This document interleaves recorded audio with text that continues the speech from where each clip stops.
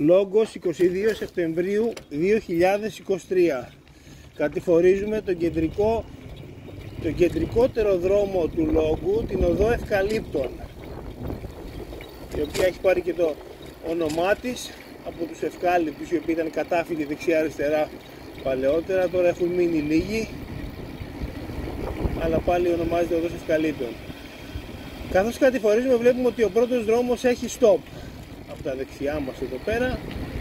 Ο επόμενος δρόμος έχει πάλι stop από δεξιά μας. Ο απέναντι από αριστερά έχει πάλι stop.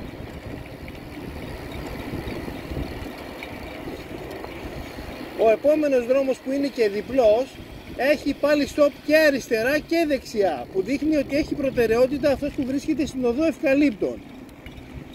Κατηφορίζοντας όμως πιο κάτω, βλέπουμε το επόμενο δρομάκι, το οποίο δεν έχει stop. Ένα που δεν έχει δηλαδή stop, το οποίο είναι και μικρό, δεν περνάει απέναντι, σταματάει εδώ πέρα στην οδό Ευκαλύπτων. Το επόμενο, η οδός Κορινθίας, πάλι δεν έχει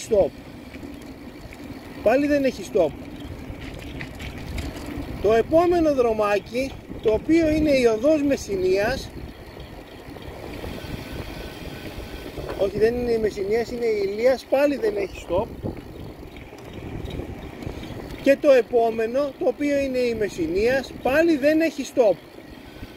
Δηλαδή δίνει προτεραιότητα σε αυτούς που βγαίνουν από το στενάκι απέναντι σε αυτούς που είναι πάνω στην οδό Ευκαλύπτων. Πιο κάτω, 150 μέτρα πιο κάτω, είναι το νηπιαγωγείο του Λόγκου. Πιο κάτω το παλαιό σχολείο και στο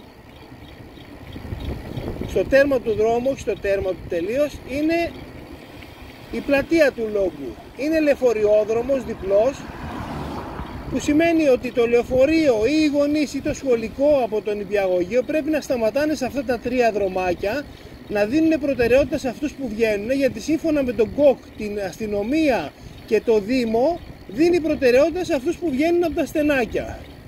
Προσοχή λοιπόν, και σε όσους δεν γνωρίζουν και περνάνε καθημερινά από αυτό το δρόμο, να το ξέρουν πλέον.